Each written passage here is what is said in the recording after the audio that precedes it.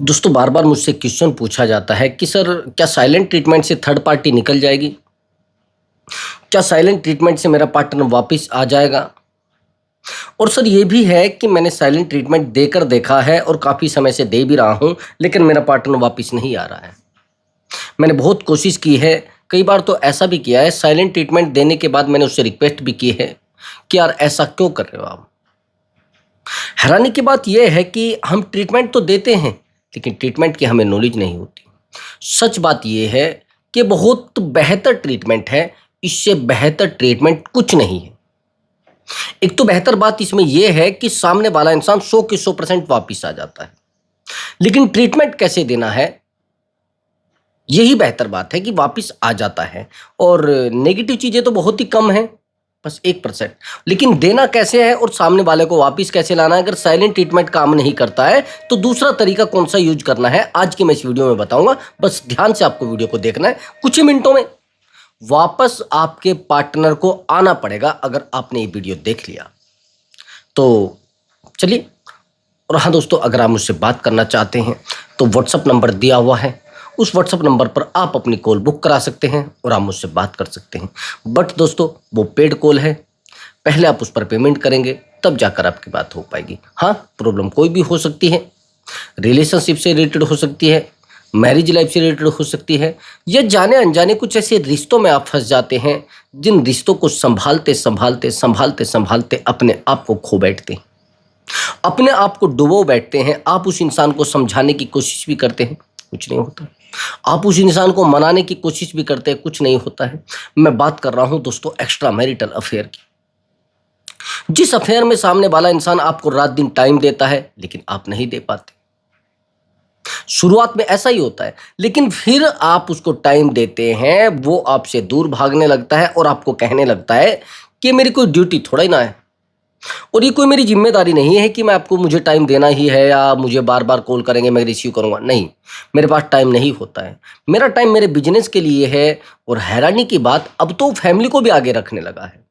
पहले तो कहता था कि नहीं नहीं कोई मुश्किल नहीं है, सबसे पहले आप हो, बाद में मेरी फैमिली है, बाद में मेरा बिजनेस है, बाद में मेरी जॉब है।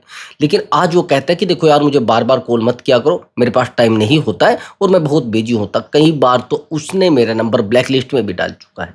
ये सबसे ज़्यादा प्रॉब्लम्स आती है एक्स्ट्रा मैरिटल अफेयर में। अब सामने वाले इंसान को आप समझा रहे हैं लेकिन कुछ नहीं हो रहा है, आप सामने वाले इंसान को मना रहे हैं, कुछ नहीं हो रहा है। अब आप उसको बार बार समझा रहे हैं, बार बार मना रहे हैं, तो क्या करोगे? उसके सामने रोओगे जाकर? ना तो रोने की जरूरत है, ना उसको समझाने की जरूरत है और ना उसके पीछे दौड़ने की जरूरत है। बस आपको करना क्या है, अपॉइंटमेंट बुक करा लेना, वो पेड कॉल है। उस इंसान को रिग्रेट फील कराने में, उस इंसान को वापस लाने में, उस इंसान को आपके सामने नाक रगड़वाने में मैं आपकी हेल्प करूंगा। और मैंने किया भी है, मैंने बहुत सारे लोगों के रिलेशनशिप सही किए हैं, उनमें सामने वाला इंसान सच में रिग्रेट फील करा। लेकिन कैसे, वो ट्रीटमेंट पहले समझ लेना कि कैसे देना होता है। क्योंकि कोई भी बीमारी, अगर किसी की 6 महीने की बीमारी है तो आप एक दिन में उसको सही कैसे कर दोगे? वो काउंसलिंग में और सही करने में अंतर होता है ब्रदर। आप काउंसलिंग जो ले रहे हैं, ओनली टेम्पररी काउंसलिंग ले रहे हैं कि मुझे 2 मिनट के लिए सब कुछ ठीक हो जाए, मुझे 3 मिनट के लिए सब कुछ ठीक हो जाए। ये कोई गोली नहीं है कि आप 20-30 रुपए की गोली लेंगे और मजा लेंगे और आ जाएंगे। नहीं भैया, ऐसा नहीं होता, नहीं चलता। अगर आपको लाइफ को सही करना है, रिलेशनशिप को सही करना है, अपने रिलेशनशिप को बेहतर उसी कंडीशन में लाना है जिसमें पहले था, फिर रिश्ता सही हो जाएगा। फिर 100% रिश्ता सही हो जाएगा, उसको सही करने की जरूरत नहीं पड़ेगी, ऑटोमेटिक हो जाएगा अगर आप ट्रीटमेंट सही दोगे, जो मैं आपको बताऊंगा। क्योंकि एक एडवाइजर की नीड होती है उस समय जब आप फंस जाते हैं रिलेशनशिप में। आया समझ आपको? अगर आप चाहते हैं कि सही किया जाए और उस इंसान को एहसास हो तो आप अपॉइंटमेंट बुक करा लेना, मैं आपकी हेल्प करूंगा। और हाँ दोस्तों, अब अपने टॉपिक पर आते हैं। लेकिन हाँ, कोई जादू टोने की उम्मीद मत रखना, कोई ज्योतिषी विद्या की उम्मीद मत रखना। ओनली साइकोलॉजी जो सच में काम करती है, वो वैज्ञानिक रीजन, साइंटिफिक रीजन जो सच में काम करते हैं, जिन पर मैंने और जो एक्सपीरियंस है उसके आधार पर सही करूंगा, हो जाएगा। चलिए अपने टॉपिक पर आते हैं दोस्तों।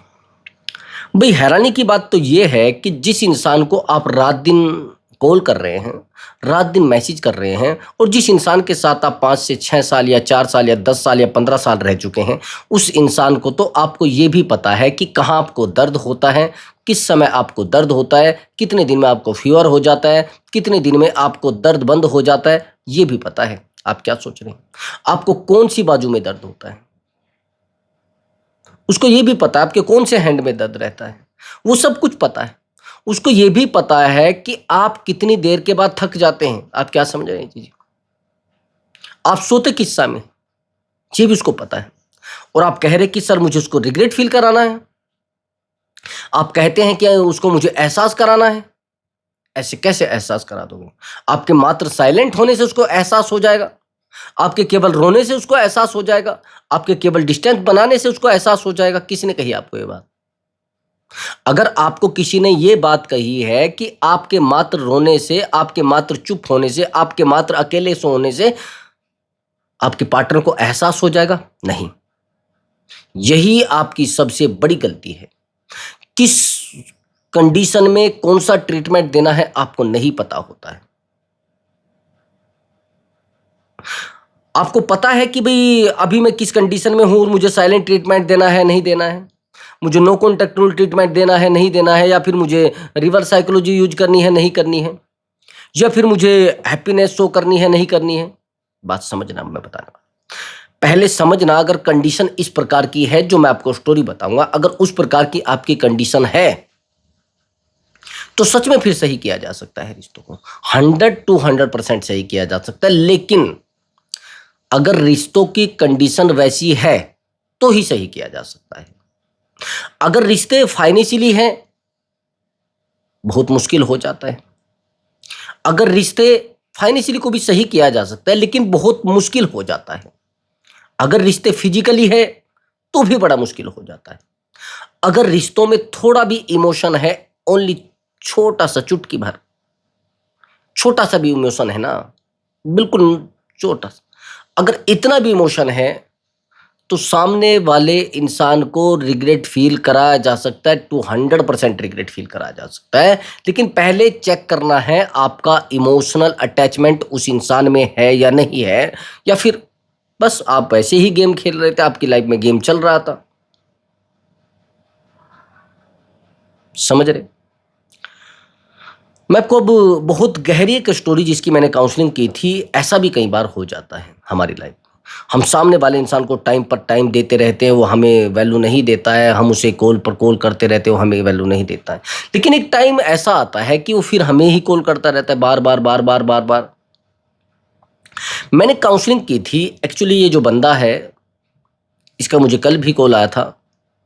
ये आर्मी में है, एक एक्स्ट्रा मैरिटल अफेयर है, लाइफ में सब कुछ बेहतर चल रहा है, लाइफ एकदम, इनका कहना है कि सर स्मूथली चल रही है, लाइफ में कोई प्रॉब्लम नहीं है।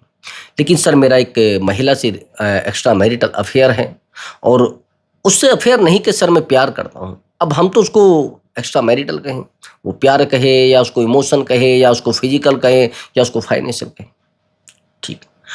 अब होता क्या है कि उसकी लाइफ में, उस महिला की लाइफ में एक लड़का आ जाता है। इस बंदे की एज है शायद 48,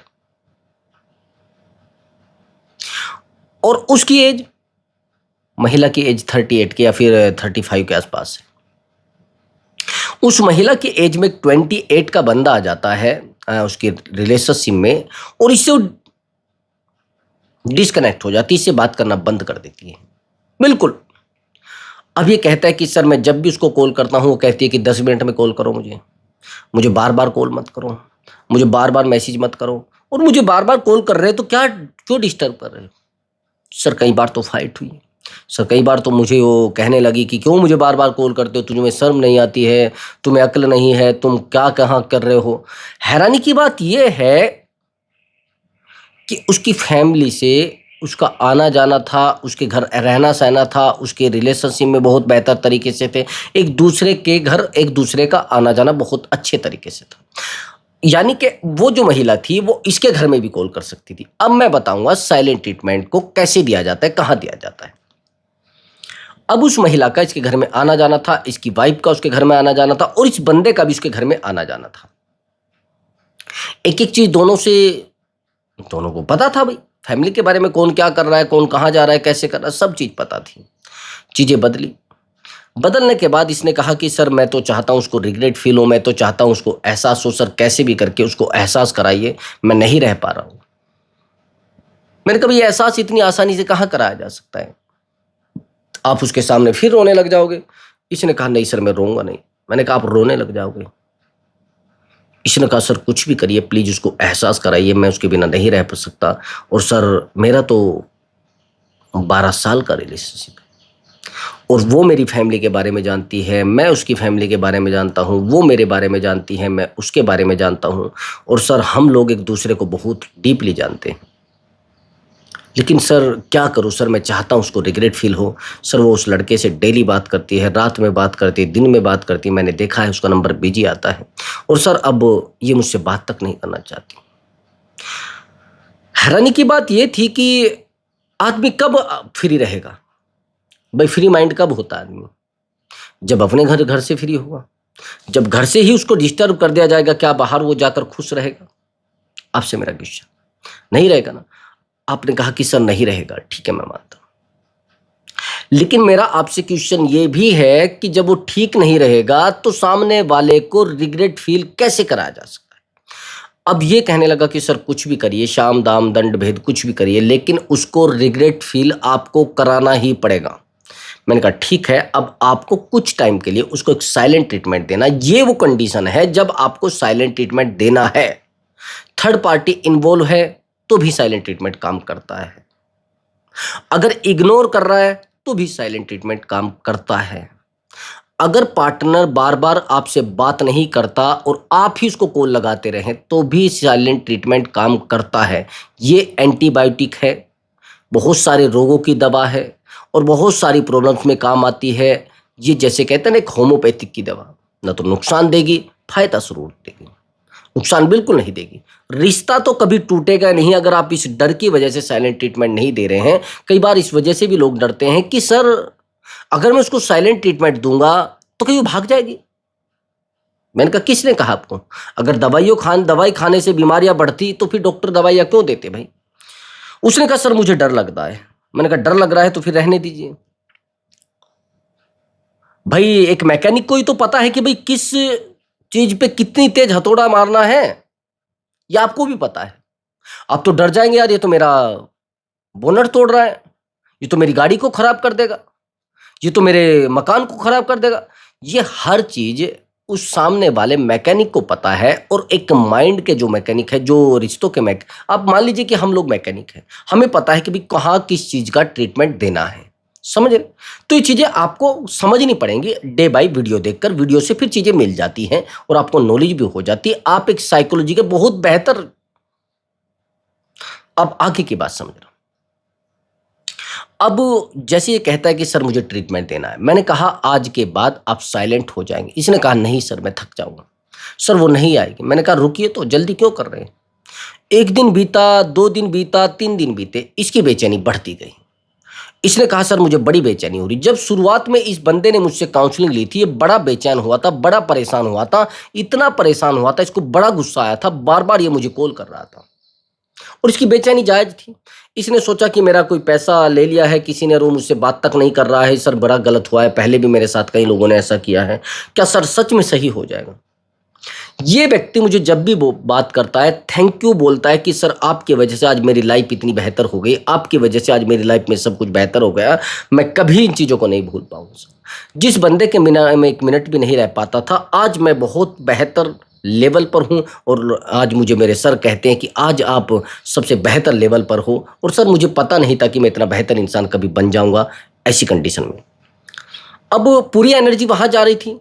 अब मैंने इसको कहा कि आप साइलेंट ट्रीटमेंट दीजिए। 3-4 दिन तो ऐसे ही बीते। इसको एक एंजाइटी होने लगी, सभी को होती है, आपको भी होती है, मुझे भी होती है। जैसे हम ट्रीटमेंट को देते हैं तो सामने वाले से हमारी बहुत जो कनेक्टिविटी होती है, वो कनेक्टिविटी तो हमारी तरफ से दूर हटने लगती है, उसकी एनर्जी हमें कनेक्ट करने लगती है। ये हमें नहीं पता, आपको भी नहीं पता। हमें तो इसलिए नॉलेज है कि हम लोग इस टॉपिक पर काम कर रहे हैं। तो वो जो एनर्जी होती है वो हमें बार बार बार बार बार बार कनेक्ट करने लगती है, बार बार हम उससे कनेक्ट होने लगते हैं और वो एनर्जी हमें फिर उसकी याद दिलाने लगती है। हम उस एनर्जी की वजह से रोने लगते हैं, हम उस एनर्जी की वजह से एंजाइटी हमें होने लगती है, और वो एंजाइटी इस तरीके से गहरी होती है कि उसमें हम बिल्कुल रह नहीं पाते। हम सोचते हैं कि यार एक बार उसको कॉल जरूर लगा ले, एक बार उसको मैसेज कर लेते हैं, एक बार उसको कॉल कर ले यार, एक बार उससे मैसेज करेंगे तो शायद वो बात मान जाए मेरी। तो वो इतना डर हमारे अंदर होता है, इतनी एंजाइटी हमारे अंदर होती है, इतना डर, गहरा डर जिसको कहते हैं। और फिर हम लोग क्या करते हैं, और गलती से उसी एंजाइटी को, वही एंजाइटी होती है जो उस पार्टनर को वापस लाने में सबसे ज्यादा हेल्प करती है। ये चीज आपको नहीं पता होती है और वही हम कर देते हैं। जब हमें एंजाइटी होती है तो डरते डरते डरते डरते या तो उसके फ्रेंड को कॉल कर देते हैं जो एक मीडिएटर होता है। ये समझ लेना, ये गलती आपने की होगी अगर आपने साइलेंट ट्रीटमेंट दिया है, जिसने मुझे कमेंट किया है। अब जब आप इतना डरते हैं और आप गलती से उसके फ्रेंड को कॉल लगाते, बहुत सारे रिश्तों में तो बहनें भी मीडिएटर होती है, बहुत सारे रिश्तों में तो कई बार फैमिली भी मीडिएटर होती है। आप फैमिली में जाकर बैठ जाते हैं, आपको पता नहीं होता है कि मैं साइलेंट ट्रीटमेंट दे रहा हूं, क्या देख रहा हूं, पता ही नहीं होता है। अब फिर आप जैसे ही उस मीडिएटर को कॉल करते हैं तो वो ही कॉल जो आपने की है, वो ही सारी बातें रिकॉर्ड करके उस व्यक्ति को, जिस व्यक्ति को आप साइलेंट ट्रीटमेंट दे रहे हैं, टोटल सुनवा दी जाएंगी।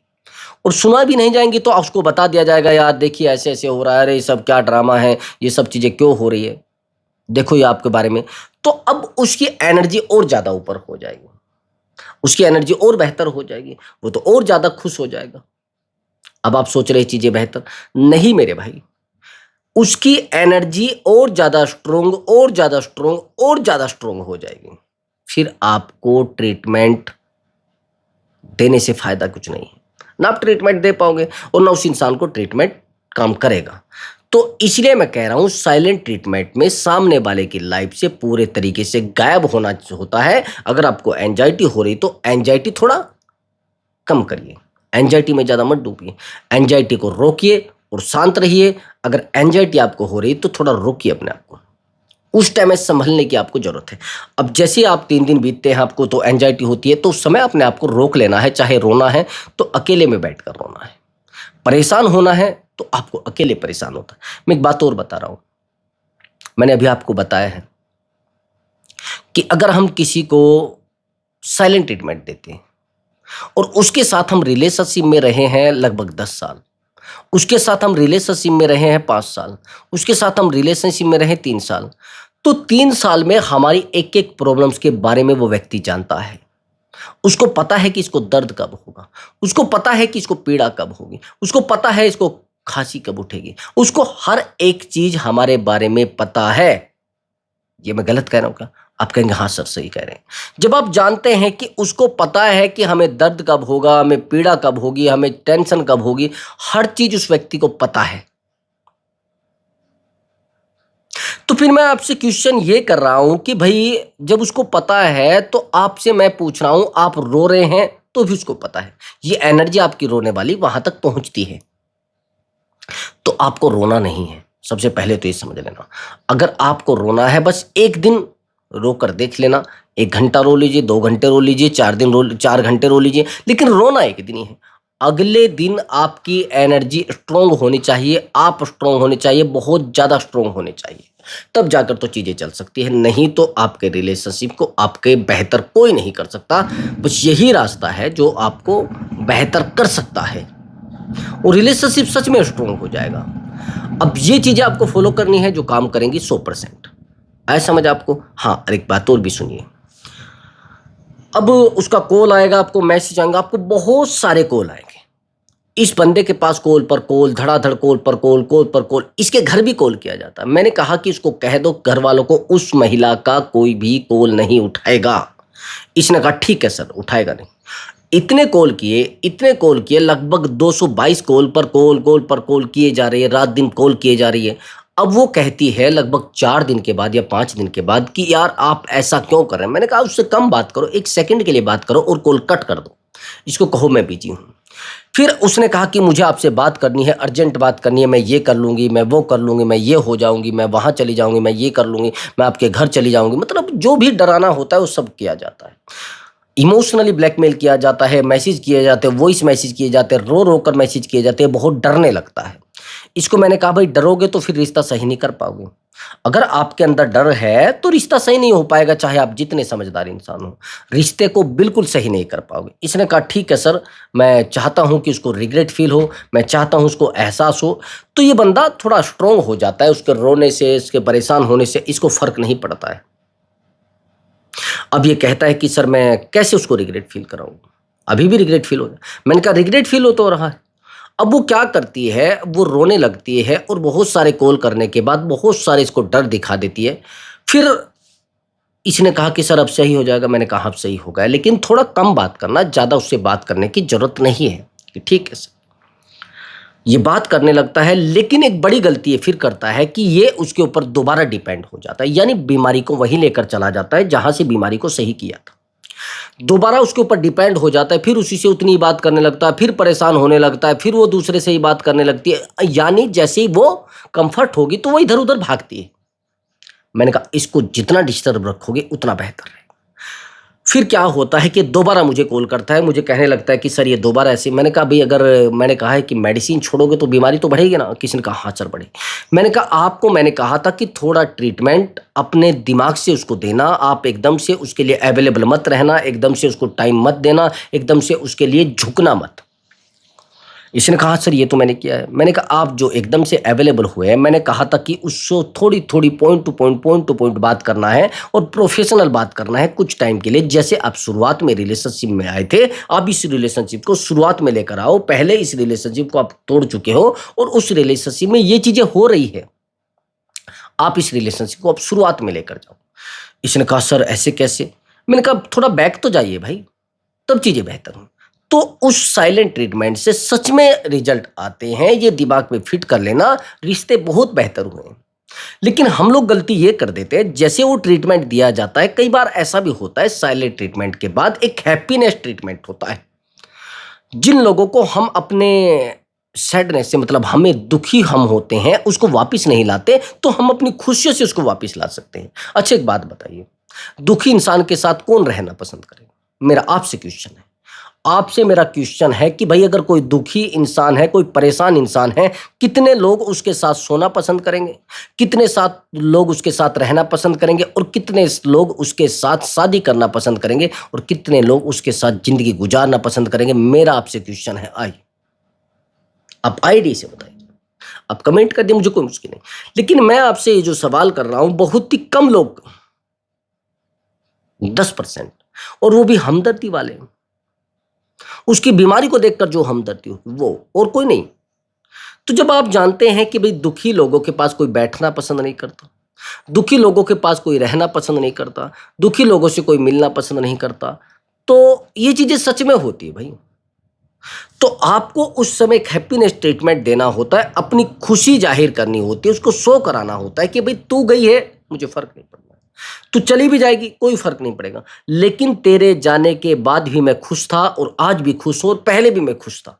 ये सब चीजें आपको उसको शो करानी होंगी, उसको लगना चाहिए कि यार इसकी लाइफ में ऑलरेडी सब चीजें हैं, और मेरे आने से, मेरे जाने से इसके ऊपर फर्क नहीं पड़ रहा है। जब तक आप ये शो नहीं कराओगे, तब तक आपका पार्टनर बैक नहीं होने वाला है, वापिस नहीं होने वाला है, बिल्कुल उसको एहसास नहीं होने वाला। और एहसास कराने का ये सबसे बेहतर तरीका है, अगर आपने उसको साइलेंट ट्रीटमेंट दे दिया है या फिर और बहुत सारे ट्रीटमेंट दे दिए, तो आपको एक हैप्पीनेस शो करानी है, उसको डेली फोटो वगैरह अपलोड करना है। एक ऐसी सोशल मीडिया, जब अगर आपने उसको, उससे अपने आप को ब्लॉक करा लिया, बार बार कॉल करके, बार बार मैसेज करके उसने आपको ब्लॉक कर दिया है कि आप बार बार कॉल करते थे, बार बार मैसेज करते थे, तो अब आपको थोड़ा ट्रीटमेंट शांत देना है।